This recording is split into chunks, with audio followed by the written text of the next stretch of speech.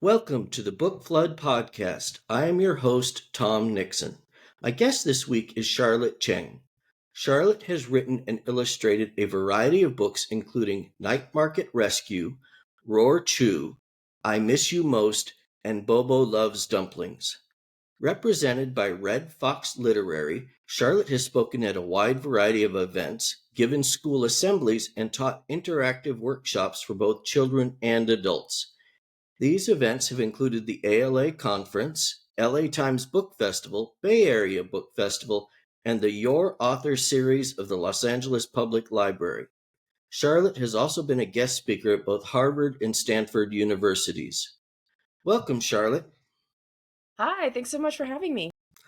Oh, I'm so glad you can be here. I am a big fan, and particularly of one book, which we'll get to, but Okay. definitely of your books. But let's start with a career trajectory for you. Where did you start before being a writer? Oh, well, ever since I was young, I can trace it all the way back, and I have pictures of my first novel that I wrote in fourth grade. I even had a page-long dedication page. And I remember it sparked when I read Anne of Green Gables. And yes, and Anne Shirley being that character who lived in stories. I always had a nose in my nose in books.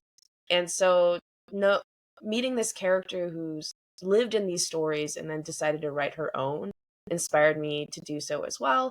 But I come from an immigrant family, Asian family, where they said, hey, that's not a very reliable industry. So I decided to also pursue education in cognitive science at Stanford University when I went there.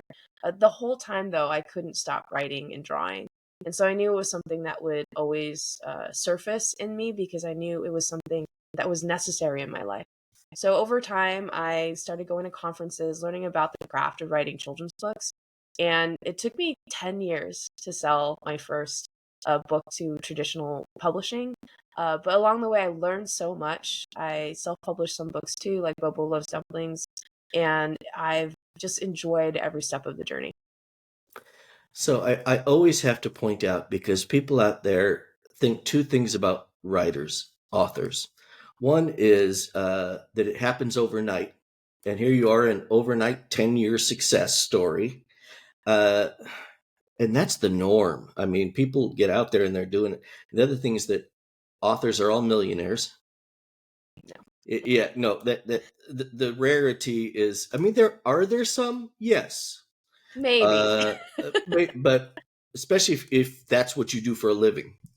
Um, but I appreciate you sharing that.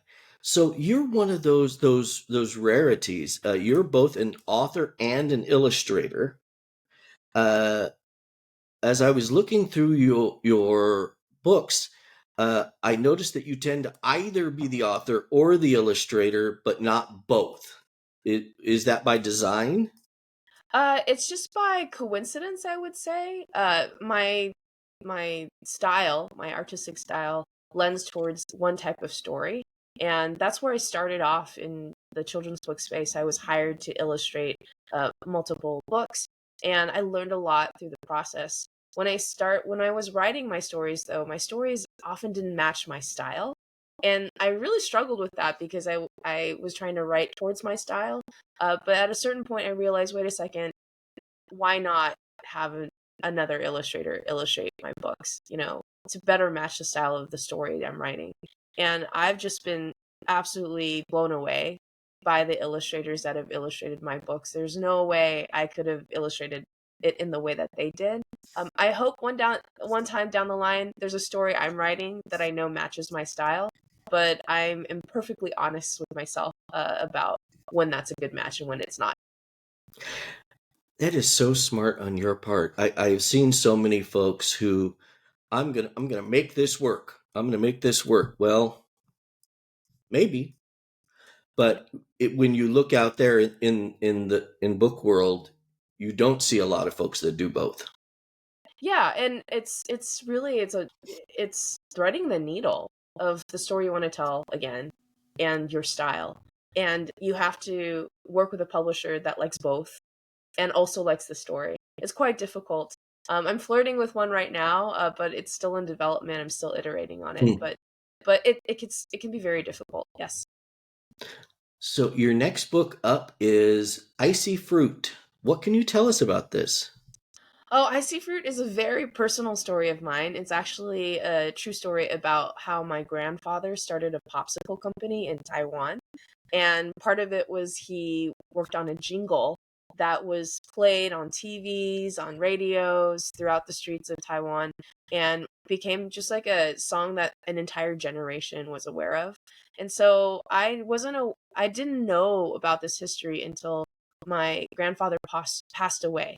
And at the funeral, my entire family learned the jingle, the popsicle jingle. And I started asking questions. I'm like, what is this jingle? Why are we singing it? What is this company about? And I started interviewing my father. My father would dig through the archives. I asked my aunts and uncles. So we started gathering these notes and facts, and I shared it with my editor, Lori, who's published the last few books that I've come out with, and she was just very intrigued. So we went ahead and worked on the story together. It's definitely a story of love, a story where I know a lot of my family members are so excited to see um, that my grandfather's adventure is going to be shared with the world. Nice. When is that coming out? It is coming out May of this year in 2025. Oh, nice. What is your writing process like?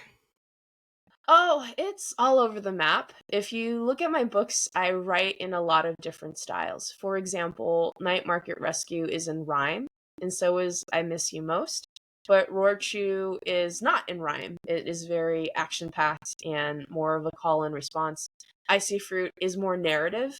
So it really depends on the story I want to tell. I live in Google Docs, so I have a Google Doc that is literally called picture book ideas. And you'd be surprised where those ideas come from. I have a 5-year-old daughter, so like Roar Chew came from a joke that she told. And so the title actually came from her. And I Miss You Most was written when my other grandfather passed away. That just flowed out of me in 2 hours. It just came out as rhyme in 2 hours. Versus Night Market Rescue took me 10 years. And the first version I wrote of Night Market Rescue was not rhyme. It went back and forth from not rhyme to rhyming to not rhyme to rhyming.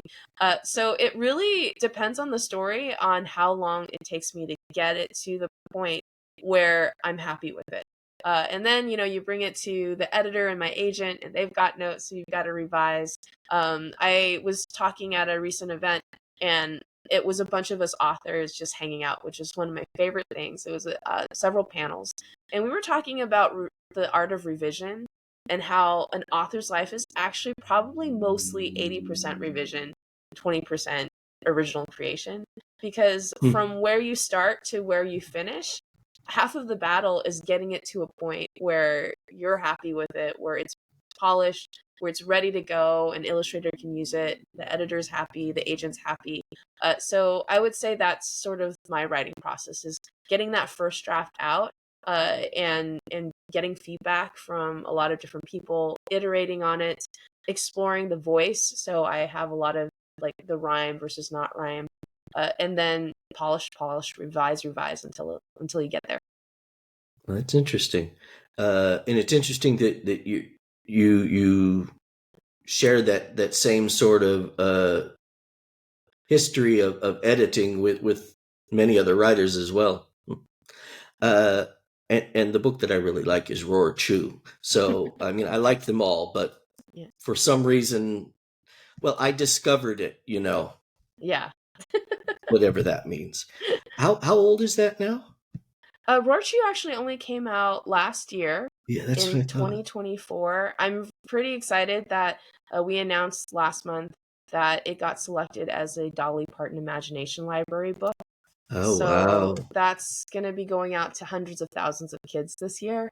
So pretty excited about that. And it got some love in the New York Times as well. So I'm glad it's been such a fun interactive experience for kids, parents, educators, librarians alike. They've all enjoyed reading that book to kids. It is such an interactive book. So yeah, I'm glad you like it too.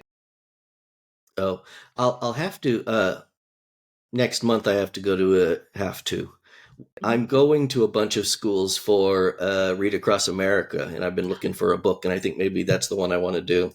Oh, and I'm happy to give you tips. Like my favorite thing is when I say roar, I point to the kids and they say chew, and they love it. They're just ready to go, and you sort of build up in volume. There's just a lot of ways to read it and keep the kids engaged. Oh, wonderful. So when you're not writing and illustrating books for children, you also write K-12 curriculum for Disney and for other companies. How is that different from your other writing? Oh, it's very different actually, in many ways because the books I write for children's books, they come from deep within me, right? A very personal touch. Like I just told you, it's about my grandfather's. Night Market Rescue features my street dog that we rescued from Taiwan is the main character in the story.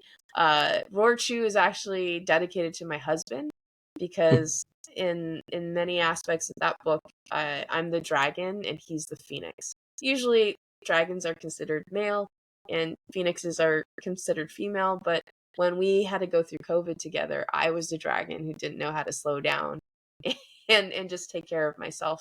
So lots of that personal piece. When it comes to curriculum writing, from concept to execution, there are a lot of cooks in the kitchen, and there are a lot of more restraints about what you're creating and what are you writing, right? You have to really delve into the standards, the learning standards, the learning objectives, backward plan all the way back.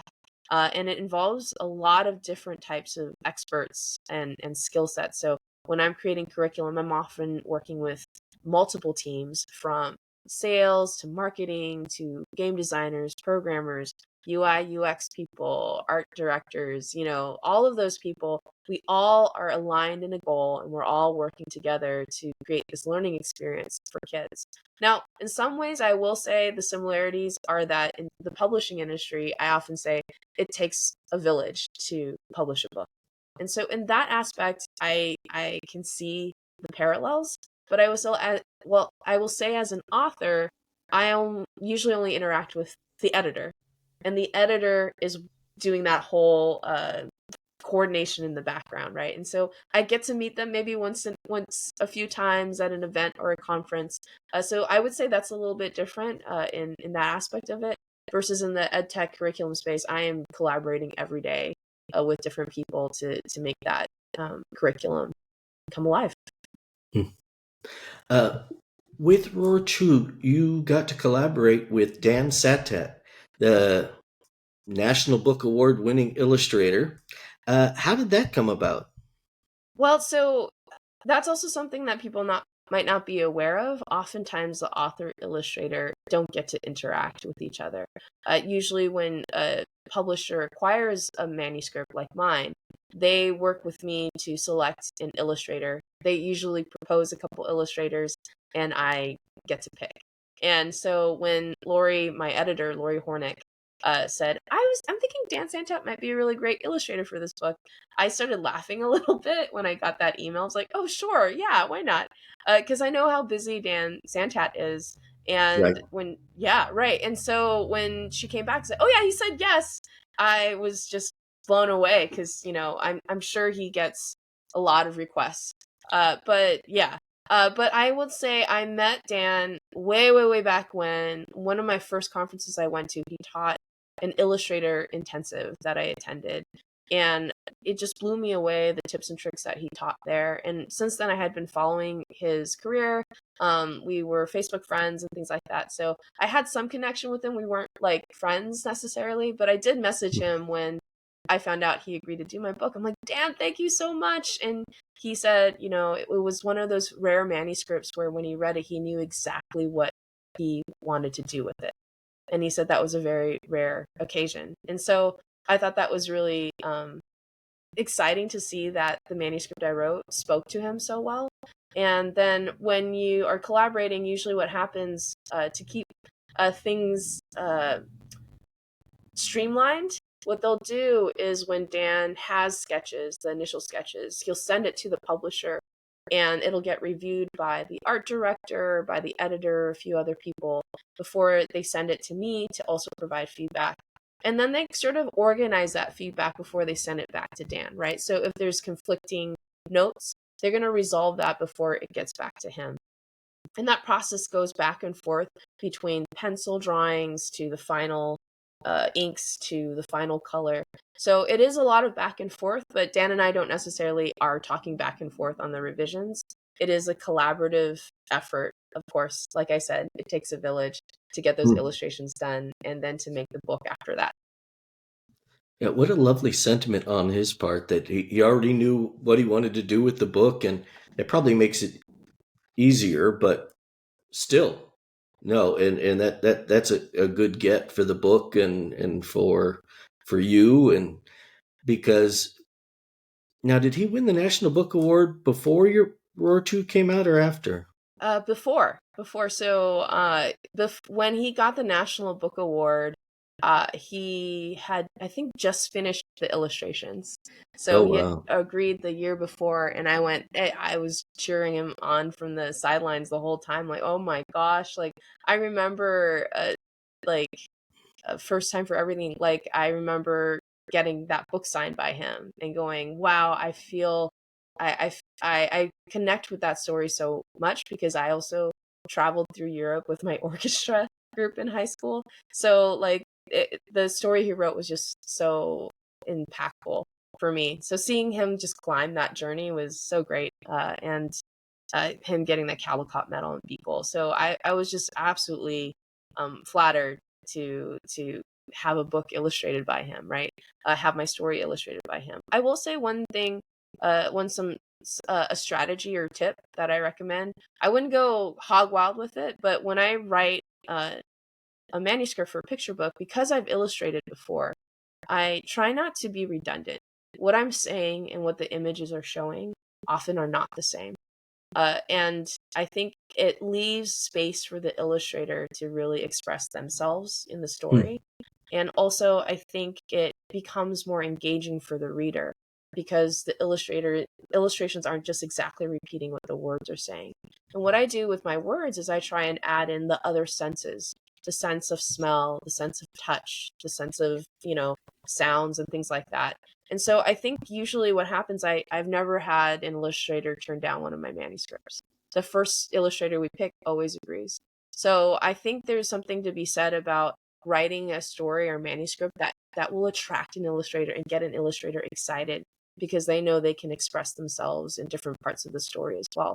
So I Miss You Most, which was the next book about the loss of my grandfather, the illustrator Cindy lost her grandfather within the same year. And so that story, I also had some art notes where I'm like, these are what the words are, but this is what the image shows. And you could just see how much of herself she put into these stories. Really, in every spread, that grandfather on that spread is a mixture of my grandfather and hers, right? And so there's beauty in leaving that space when you're writing a picture book. So your publisher, or at least one of your publishers, is Rocky Pond Books.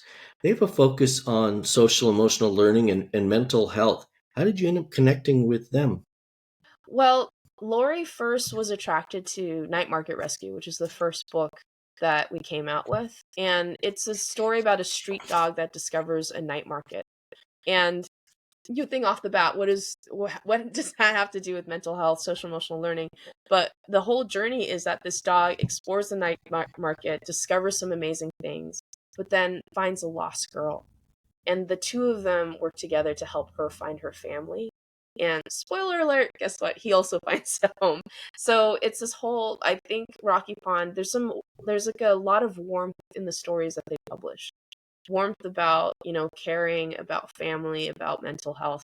So the next book that we did with Roar Chu, it's about self-care, really. It's a dragon who has a cold, doesn't know how to slow down. Phoenix is trying to help dragon slow down and recover.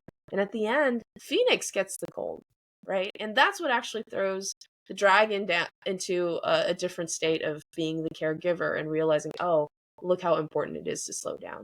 So all of these are really just um, family or concepts that can help a kid process what's going on in their lives. So I would say like I Miss You Most is dealing with loss. So all of those books sort of tie to different pieces of that to help kids process. So I would say that's why it's aligned. And when I first had Night Market Rescue, Lori asked what other stories I had. And so, I shared some of these ideas, and she really loved Rorchu, I Miss You Most, and we have two more books coming out together this year, actually, Icy Fruit, and another one called Ama's Purse, which is about the magic that can be found in your grandmother's purse. Many of your books seem to have a Taiwanese theme, which probably not surprising. Is that intentional on your part? I would say so. I also remember, and I really recommend if you're trying to explore writing for children, to attend events and conferences where authors, editors, and other people can speak. Because I remember, again, all the way back at that conference where I got to take an illustration intensive by Dan Santat. Amazing. Another wonderful author, Ying Compostine, was speaking there. And now Ying actually has a few books out with Rocky Pond as well, which is great. But I remember something that she said that was that really locked into me, because before then I was just writing stories with animals and just generic characters. But she said you need to find that unique voice that only can come from you. What is that Mm. voice? What are those unique experiences part of your lives that offer something new and fresh that a publisher has never seen? And I kept thinking back to when I say I'm from Taiwan. Some of the responses have been, "Oh, that's great. I love Thai food," which is actually Thailand. And Mm. me having to explain the difference and where Taiwan is, what is a night market, they'd ask, "Oh, what is it known for?" And I would say night markets, and I'd have to explain what a night market is. So I knew, wait a second, not a lot of people know about these night markets. And so that's what started the journey of saying, well, what is my unique voice? And I really like pulling from that heritage, but I also like pulling from other parts of myself. We're speaking at the ALA conference this year at a poster presentation about this concept of multiple identities, saying, hey, I'm not just Taiwanese, I'm also a dog owner, like my street dog, right? I am a grandchild, so I love my grandparents, things like that. I'm a mother, I don't know how to slow down. So what I often do is I'll take my heritage, but I'll merge it with another part of my identity that is almost universal in a way. And so when you pair that together, kids who aren't Taiwanese can connect to the story, but also kids who are Asian and Taiwanese feel seen and feel included Mm. in that story as well. So there's a little bit of a magic in merging those different identities together to tell a story. What are you working on now? Oh man, I've been iterating on a lot of different ideas. I haven't it's been tough choosing which one to work on, but I can throw out a couple ideas. My family comes from pirates, actually. Two very famous pirates. One was actually featured in Pirates of the Caribbean. So I'm working on a story about So, my so I'm pirate going to stop you heritage. right there. Yeah, okay, Your go ahead. family comes from pirates. Yes, This is a thing, okay? it is a thing, That is and very cool. it is pretty cool. I'm pretty proud of it. And it's my again, my family, they're just like full of these stories that I hadn't heard of. So I also had to do that. I had to go, stop. Wait, what? And I traced it back. Like my family name is the same family name of these two famous pirates. One that basically brought a lot of people from China to Taiwan, called Zheng Cenggong. But my favorite person is Mistress Cheng. Uh, you'll see it in the Pirates of the Caribbean Hmm. movie. There's only one Asian pirate that shows up. She's also featured in a recent show called Our Flag Means Death. And she was this amazing lady who basically her husband passed away. She took over the helm of leading a pirate fleet uh, for well over a decade. I forgot how long. To the point where the Chinese government begged her to stop and offered her a government position just to make her stop. So it was just such a fascinating story, and I think, wait, what does that mean coming from pirates? And I look at my relatives and look at myself. There's just like this passion, persistence, this grit that I see in like a lot of my family members, and oftentimes in my daughter. And I go, that's the pirate. That's the pirate coming out, surfacing. So there's something there. So I'm exploring what a story like that would look like. Just tapping into what does it feel like to come from a family of pirates. So there's that one, and I'm weirdly also exploring romance. I love reading romance novels, so I'm writing some romance stories as well. So it's just I recommend again that list of picture book ideas that just keeps growing, and I just chip away at one story here, one story there, until I find one that works for the editor, the agent, and everybody else. Is there a book or a series of books from your childhood that still resonates with you? Right. Well, I mentioned Anne of Green Gables. I could not recommend that enough. That character Anne Shirley just lives within me. I have Anne of Green Gables shirts and socks and all sorts of things. I loved how fiery she was of a girl in this just quaint town. She clearly didn't fit in. She wasn't like the other girls, and that was okay. And I just loved being like able to see a character like that. Some other ones was actually Harold the Purple Crayon, because I loved the idea of how it's just a simple crayon could create worlds and spaces and imagination. And I think that stuck with me. If you look to my website, charlotte.art, and you look at my profile photo, it's a red pencil covering my mouth. Because, and the kids always ask, why are you sharing this photo? And I say, it's because I share my ideas and thoughts and stories through the power of a pencil. And I think that really resonated with me as a kid. And then last one, I would say Maurice Sendak, Where the Wild Things Are. Oh, yeah. All those books that he wrote that tapped into a child's perspective. I think he was unafraid and unabashed at saying, hey, a child sees so much more than we think. And therefore, the books that I write are covering those concepts, often more complicated than the adults were saying that kids could comprehend. And I think that has influenced my writing too. Like writing I Miss You Most, talking about loss. Now, when I read that story to classrooms and different spaces, I look up and it's often the adults that are crying, right? The teachers and the parents.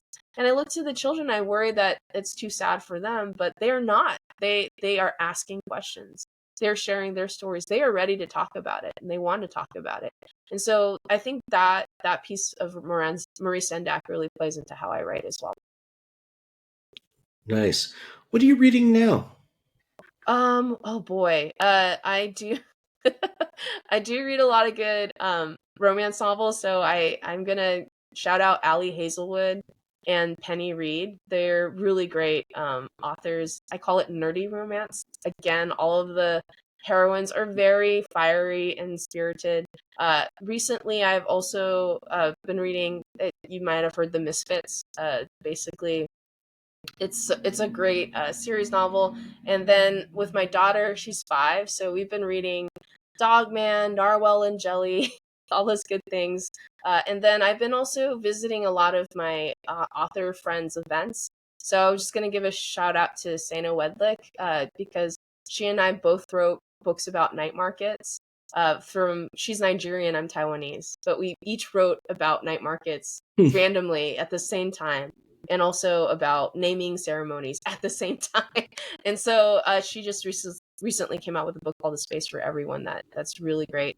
Another one is Soy Sauce by Laura Lee. She wrote a book about the creation of soy sauce from different origins in different countries. So I could go on, there's books in every room of our house. So, but just a light sampling of what I've been reading.